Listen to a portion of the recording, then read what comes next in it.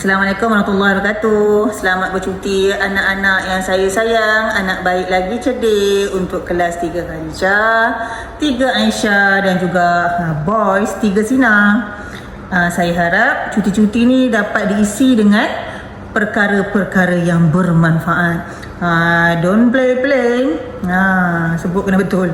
Jangan banyak main, jangan buat benda yang tak berfaedah, jangan mendedahkan diri kepada bahaya. Okey? Baik, bersama saya cikgu kesayangan anda. Okey, cikgu sejarah anda pastinya. Siapa dia? Cikgu Muna lah kan. Mana ada lagi cikgu lain yang mengajar kelas korang kalau subjek sejarah. Baik.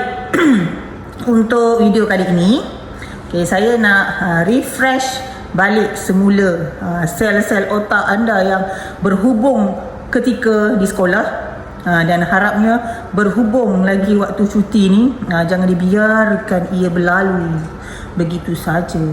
Kalau nampak dia berlalu, cepatlah tangkap semula. Okey. Baik, untuk tingkatan 3 kita dah pun selesai bab 1, bab 2, bab 3, bab 4, bab 5, bab 6. Okay. Di mana dalam bab 1 kita telah pun belajar tentang apakah keistimewaan yang ada di muka bumi yang telah Allah berikan kepada seluruh penduduk Asia Tenggara maupun seluruh bumi yang bulat itu. Namun begitu, keistimewaan itu telah pun menarik penjajah, intai-intai peluang yang ada untuk mendapatkan tanah Melayu, sehinggalah mengikut kajian 454 tahun British menjajah tanah Melayu. Ya, nampak satu angka yang 454, senang 454. Namun kesengsaraan, kepayahan, orang kata apa, perik getir yang penduduk tanah Melayu ketika itu alami, kita tak dapat rasa dan tak dapat alami sama sekali. Baik, dalam bab seterusnya kita dah belajar tentang negeri-negeri Selat, di mana adanya dibentuk negeri-negeri Selat setelah British mendapatkan apa dia? Melaka, lagi Singapura, lagi Pulau Pinang. Tepuk tangan sikit. Masih ingat lagi. Masih lagi sel-sel otak anda tu tetap kukuh, tak lari ke mana. Yang kedua, negeri-negeri Melayu bersekutu, di mana kita belajar tentang biji timah yang menjadi sumber kekayaan yang ada di tanah Melayu menjadi tarikan kepada penjajah ini. Okey, di mana ya negeri biji timah tu? Aceh sebut. Terkabur kan. Yang pertama apa? Ya, betul. Yang kedua? Betul juga. Yang ketiga? Aja benar kata kamu. Yang keempat? That's true. Yang kelima? Ulang balik.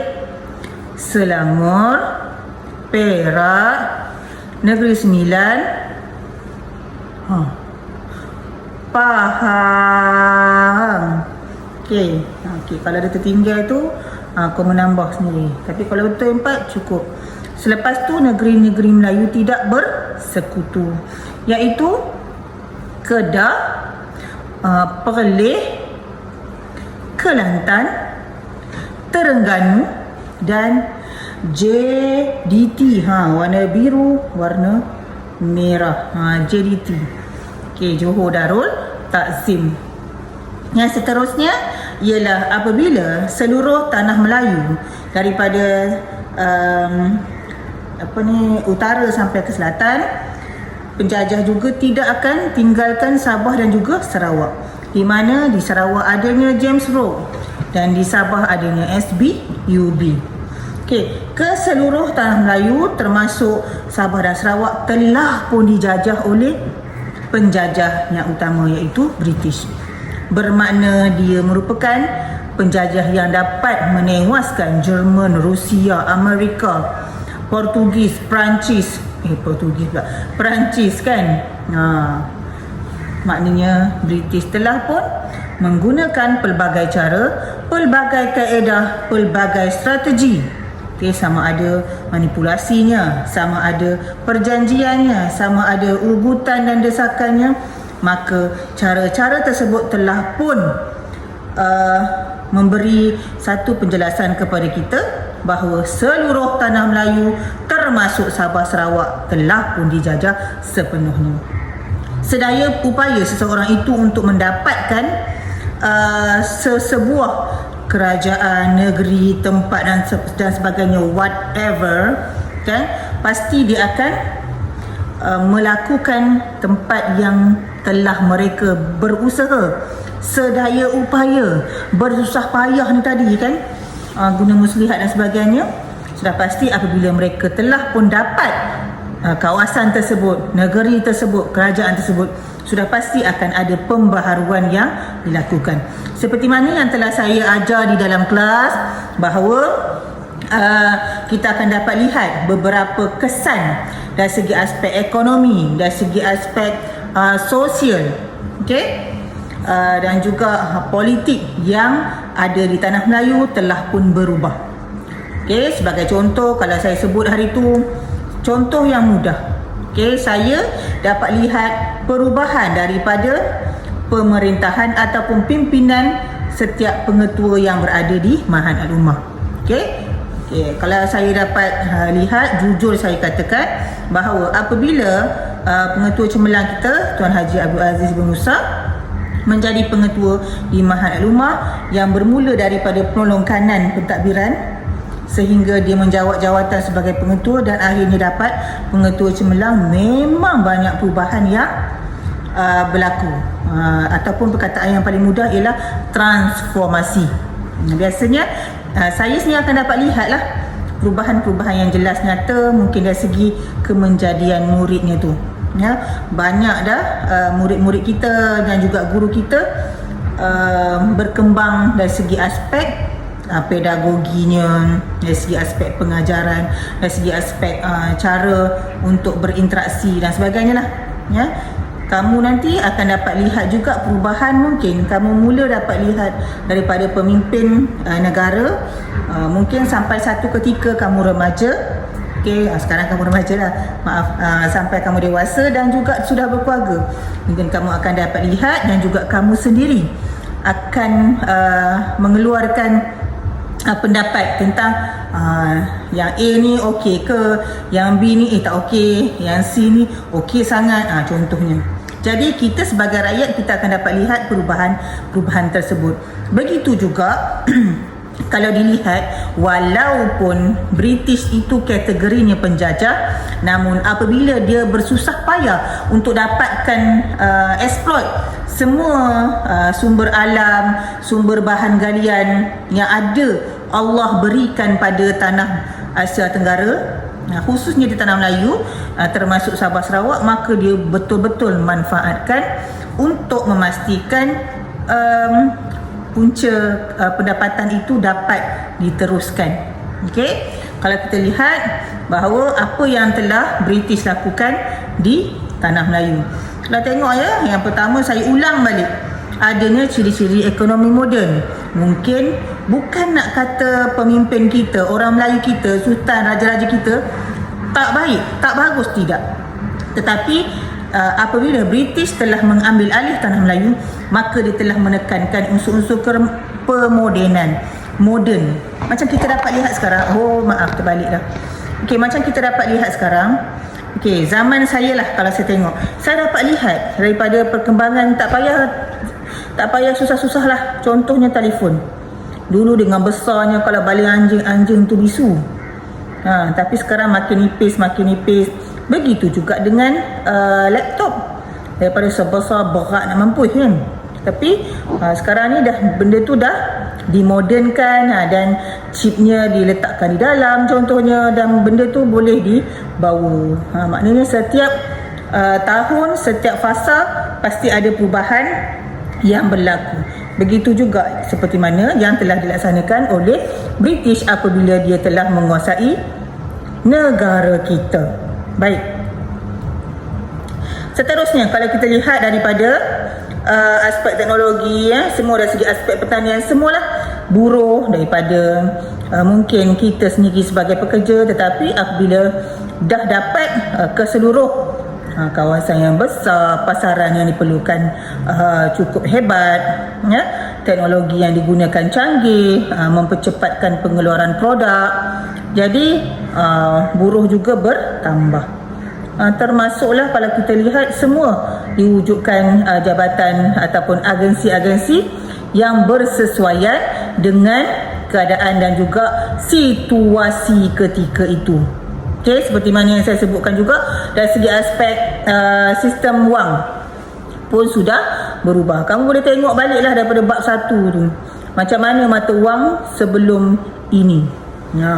Kalau bentuk buaya, bentuk ayam, kan, maka dimudahkan apabila benda-benda sebegitu dikecilkan, diringankan, dan orang kata apa, user friendly lah, kan. Baik, dan kalau kita lihat semua ini ada pro and cons. Setiap sesuatu apa yang kita lakukan, sama ada ataupun orang lain lakukan, kita akan dapat buat satu penilaian. Contoh pro and con-nya, kalau kita dapat contoh pemimpin kita. Okey, kita kata okey, bagus, pro dia sebab Islam. Mungkin kita kata orang beragama. Tapi mungkin dari segi kontranya, cons-nya ialah contohnya harganya mahal ke, ataupun lebih kepada negara, tidak menjurus kepada rakyat. Contoh, itu penilaian masing-masing. Jadi nak kata perfect ni hanya Allah Subhanahu Wa Taala saja yang perfect. Kita manusia yang ada di muka bumi ni tidak sempurna. Jadi penilaian orang kepada kita sudah ada baik dan juga buruknya. Baik, untuk bab yang seterusnya, kita dapat lihat bahawa setiap negeri yang sudah pun diduduki oleh British pastinya ada pejuang. Bukan saya nak cakap ke sini, bukan semua orang setuju dengan pendudukan British di negara kita. Ialah sebab kita adalah penduduk asal. Jadi adakah kita nak biarkan ataupun sampai satu masa kita ni dianaktirikan di bumi sendiri? Jadi sudah pasti ada pejuang-pejuang yang memperjuangkan tanah air. Okey, seperti mana yang saya sebutkan pada kelas 3 Aisyah ke 3 Khadijah, saya tak ingat, untuk 3 Sina, ya. Okey, maka kita ni kebiasaannya kita ni akan ikut orang belakang. Jarang sesekali kita akan perjuangkan kita yang ke hadapan. Bila kita yang ke hadapan, kita yang menentang, kita yang dapat mempengaruhi orang lain untuk turut sama dengan kita adalah lead pada perjuangan tersebut.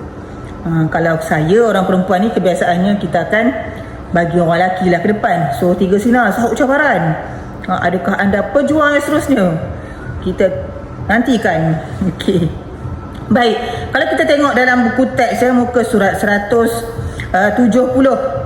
Okey, di mana dekat sini kita akan bicara satu persatu, di mana kamu masa kamu sekolah rendah pun dah tahu dah siapa pejuang bagi setiap negeri.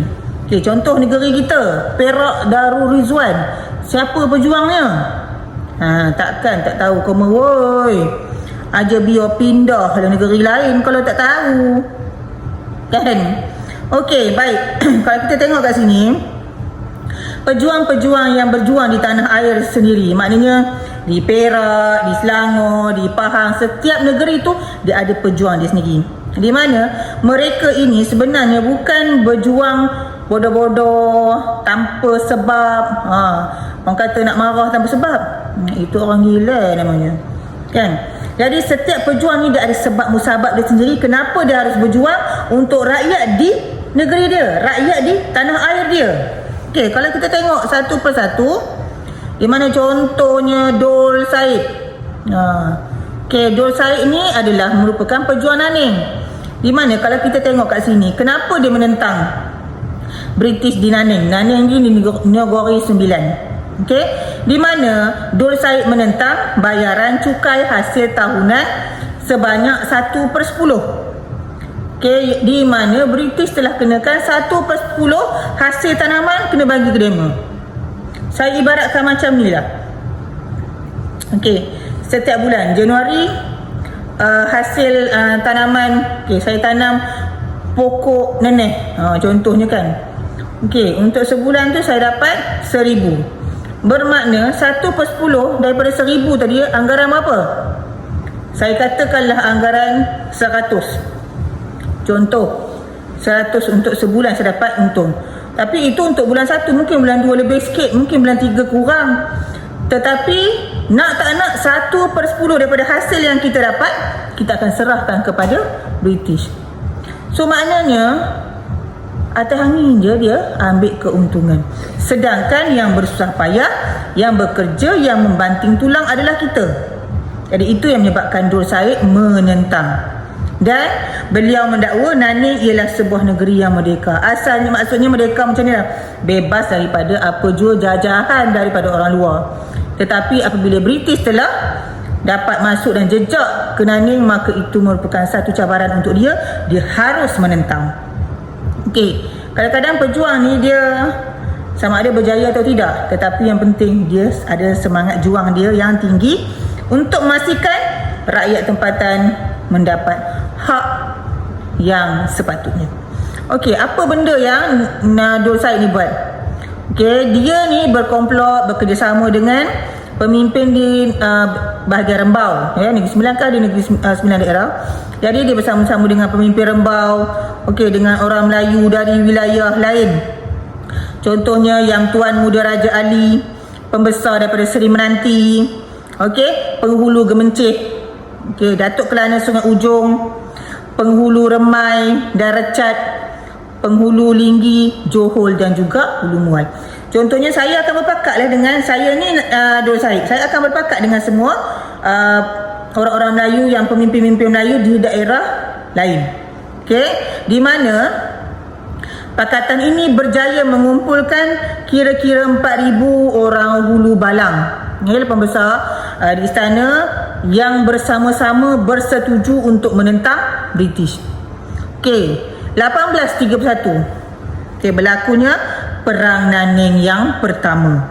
Okey, di mana Dul Said dan pengikutnya seramai 4,000 orang tadi berjaya menentang British. Okey, dan apa orang panggil, pemuafakatan di antara Dul Said dengan 4,000 orang tadi daripada pelbagai daerah dan wilayah tadi tidak kekal lama, menyebabkan British dapat mengalahkan Dul Said punya serangan yang kedua. Okey, sebab dalam golongan 4,000 orang tu tadi tidak memberikan kerjasama yang seterusnya. Itulah kadang-kadang kita macam ni lah. Itu sebab ada pepatah Melayu mengatakan, bersatu kita teguh, bercerai kita roboh. Ya, saya ibaratkan macam ni, kuat ni, tapi bila kita berasingan, maknanya nampak tak, ini kecil, mudah saja dipengaruhi dan juga ditembusi. Okay, itu pentingnya kerja sama. Kalau apa Wonder Pack pun cakap, apa yang penting sambung. Okey, betul tu. Baik, so seterusnya kalau kita tengok di mana pengakhiran kepada Dul Said ini ialah okey, akhirnya menyebabkan British berjaya menakluki Tabuh, iaitu pusat pentadbiran Nanning. Bermakna di sini ialah Dul Said dapat dikalahkan. Walaupun demikian, kekalahan itu bukan kekalahan yang memalukan. Macam kita belum lagi apa-apa dah surrender, tak mau. Itu kecut kan. Tapi kalau kita tengok di sini, pejuang-pejuang kita ni memang the best. Walaupun akhirnya mereka ni kadang-kadang terkorban, kadang-kadang dibuang negeri, kadang-kadang dipindahkan ke tempat lain. Okay. Seterusnya yang kedua ialah pejuang yang Tuan Antah, iaitu di Negeri Sembilan juga. Di mana kalau tengok kat sini ya, sebab penentangan yang Tuan Antah ni ialah campur tangan British di Sungai Ujong. Ingat tak kisah Sungai Ujong? Di mana Sungai Ujong itu merupakan rebutan kepada pembesar kita, yang menyebabkan akhirnya British juga ambil alih. Ingat tak? Apa yang istimewanya Sungai Ujong? Sungai Ujong tu istimewanya dapat cukai di samping adanya kelebihan biji timah. Okey, di mana kalau kisah kepada Yang Tuan Antah ni tadi, Yang Tuan Antah memimpin 4,000 orang pengikutnya menentang Datuk Kelana yang disokong oleh pasukan tentera British. Datuk Kelana adalah orang pro-British. Okey, dan British berjaya mengalahkan Yang Tuan Antah di Paroi dan Bukit Putus. Dan namun kalau kita lihat di sini ialah baginda berunding dengan Gubernur Negeri Selat iaitu William Jervois, di mana British telah pun melantik Yang Tuan Antah sebagai Yang Tuan Besar menanti. Maknanya kat sini kalau kita tengok perjuangan Yang Tuan Antah ni nak dapatkan negeri dia, sebab satu hal, Datuk Kelana ni dia pro British. Maknanya nak hapuskanlah supaya kita ni semua orang Melayu ada satu hati, maknanya tidak ada berbolak-balik nak berpihak kepada penjajah yang kita anggap penjajah lah, orang luar kan. Okey.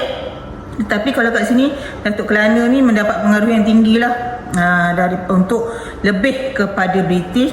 Namun demikian Yang Tuan Antah dikeluarkan daripada menjadi Yang Tuan Besar di Negeri Sembilan.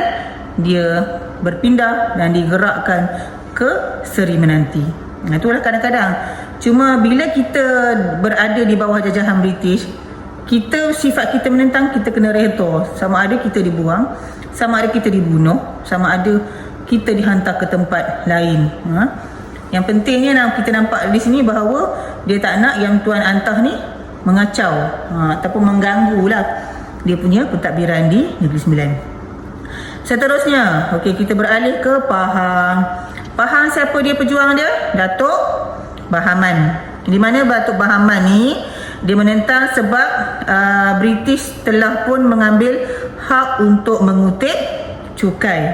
Sorry ya, sini panas sikit ni. Tapi tak apalah, nampak nur keimanan muka saya ni kan. Okey, dan membina balai polis tanpa dimaklumkan kepada beliau. Okey, itu sebab Datuk Bahaman ni marah kepada British.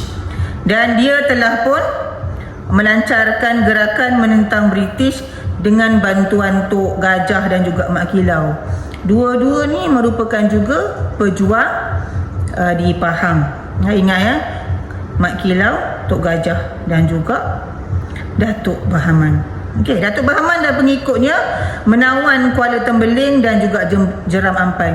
Maknanya Datuk Bahaman and gang telah berjaya lah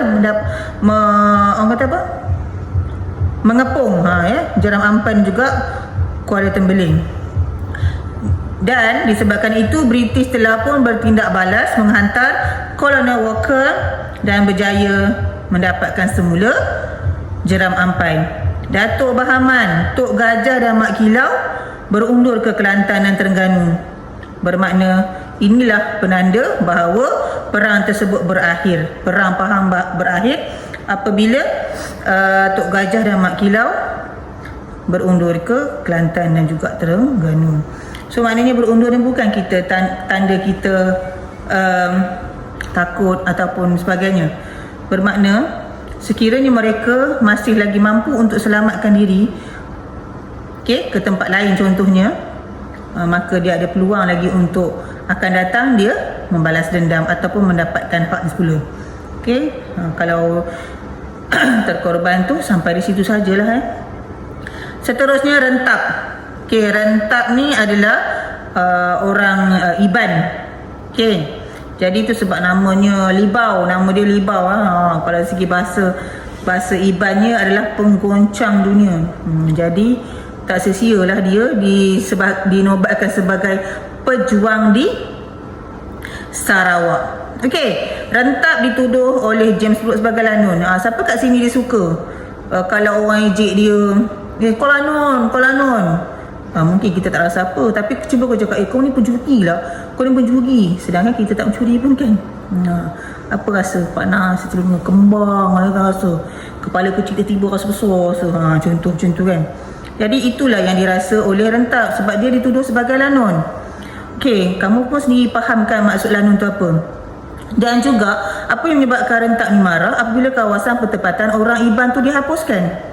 Kalau kita lah duduk rumah elok-elok tiba-tiba ada orang bawa backhoe, traktor ke apa, sodok rumah, mesti kita akan marah kan, ataupun relax je, tak apalah aku sodok lah kan.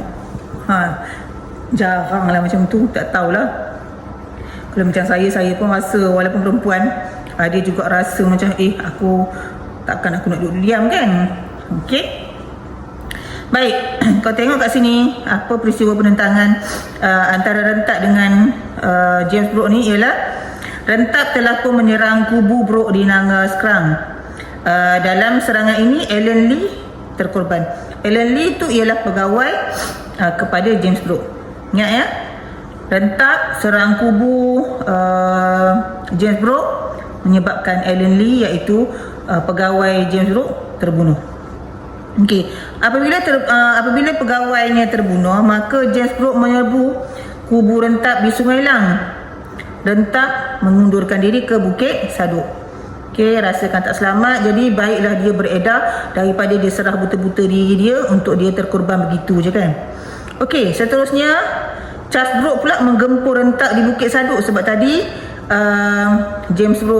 Rentap mengundurkan diri ke Bukit Saduk kan.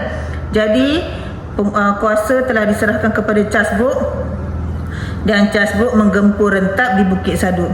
Rentap berjaya mengundurkan pasukan Charles Brooke. Bermaksud kat sini, bila kubu tu dah kuat, maka Charles Brooke ni tak dapat jugalah nak apa-apakan Rentap.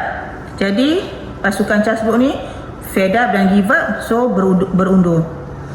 Pada tahun 1858, Charles Brooke menggempur kubu Rentap di Bukit Saduk untuk kali yang kedua.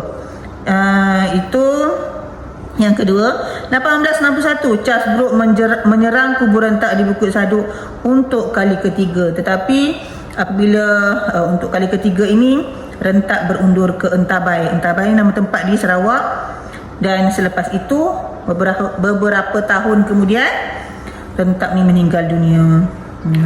Walau apapun, kita kena kenang jasa dan juga pengorbanan yang pejuang-pejuang ini telah laksanakan dan juga lakukan kan. Tentang sekecil-kecil perkara pun orang akan ingat. Bila mati, dia ni lah yang selamatkan aku dulu masa aku aksiden, contoh. Dia ni lah yang telah menderma buah pinggang, contoh. So maknanya itu pun kategori pejuang jugalah. Seterusnya Syarif Masaho. Syarif Masaho juga di Sarawak. Okey, di mana dia ni adalah seorang pembesar Sarike. Sarike di Sarawak ya. Okey, apa yang menyebabkan Syarif Masaho ni menentang British di Sarawak? Di mana apabila Syarif Masaho tergugat bila Sarike diletakkan di bawah pentadbiran Brooke. Okey, contohlah tiba-tiba rumah kamu, mak ayah kamu tu sebagai kamu punya pemerintah dalam keluarga, tiba-tiba ada lelaki lain datang kata dia lah ketua. Macam mana? Suka ke tak suka? Tak siapa-siapa tu kan tiba-tiba nak claim diri dia sebagai ketua. Memang kita akan rasa marah dan juga tidak sukalah.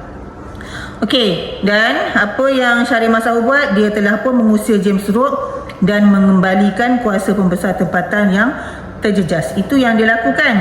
Tetapi apa peristiwa penentangan dia? 1860, Syarif Masaho mengadakan Pakatan Surit dengan Datuk Patinggi Abdul Ghafur dan juga Pengiran Temenggung Hashim Jalil untuk menggulingkan keluarga Brooke ni di Kuching. Dia juga turut mengajak orang Melayu dan orang Dayak untuk turut serta bersama dengan dia bagi menentang keluarga Brooke. Syarif Masaho menggunakan jalan laut untuk menyerang Kuching dari arah barat. Datuk Patinggi Abdul Ghafur pula melancarkan serangan dari arah timur. Okay, nampak kat sini strategi yang telah dilakukan oleh Syarif Masaho. Brooke mematahkan serangan ini dengan menggunakan kapal perang dan juga senjata moden. Dan apa yang berlaku kepada Datuk Patinggi Abdul Ghafur serta Syarif Masahur ni dua-duanya telah dibuang negeri. Sebab faktor dia dapat berjaya mengalahkan perjuangan Syarif Masahur dan juga Datuk Patinggi Abdul Ghafur ni tadi, ialah sebab dia guna kapal perang dan juga dia guna senjata moden. Itulah benda yang kadang-kadang kita fikir tak apa, ada hikmah. Walaupun kita kata orang Melayu ni hanya ada keris, hanya ada lembing, hanya ada pedang saja kan, tidak ada senjata moden. Okay, seterusnya Tok Janggut. Semua kenal Tok Janggut kan? Okay, kalau sebut Tok Janggut ni pasti sinonim dengan Kelantan. Okay, di mana Tok Janggut ni merupakan orang yang telah pun mendapat pendidikan di Kelantan dan juga di Mekah. Okey. Apa sebab Tok Janggut menentang British? Yang pertama, menentang kekerasan pentadbiran Encik Abdul Latif, iaitu Ketua Jajahan Pasir Putih Kelantan. Beliau telah menentang peraturan cukai yang diperkenalkan, di mana setiap petani wajib membayar cukai tanah. Okey, terbalik kod ya. Kalau kita sendiri sepatutnya lah, kalau kita fikir logik, bila kita berada di negeri kita, tanah kita, tak perlu pun bayar. Tapi bila ada satu lagi kuasa yang telah mengambil alih, maka dia telah mengenakan syarat. Mungkin kita akur lah, tapi dalam masa yang sama ada desas-desus dalam hati kita tu yang tidak menyenangkan. Sebab bila melibatkan pembayaran akan membebankan lah ya. Kita usahakan tanah, kita pula kena bayar cukai, sedangkan tanah kita sendiri.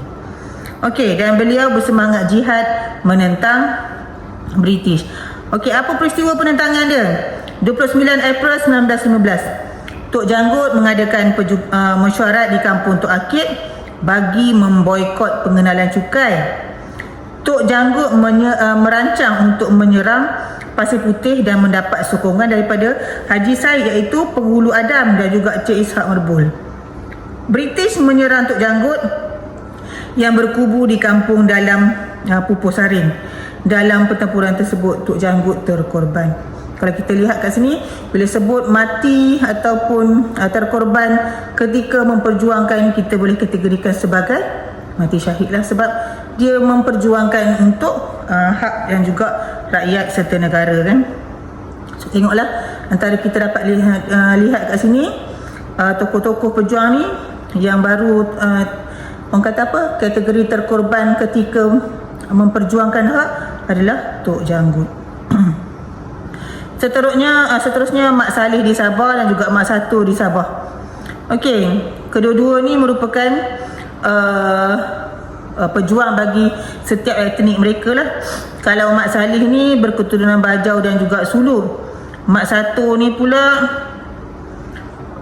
lebih kepada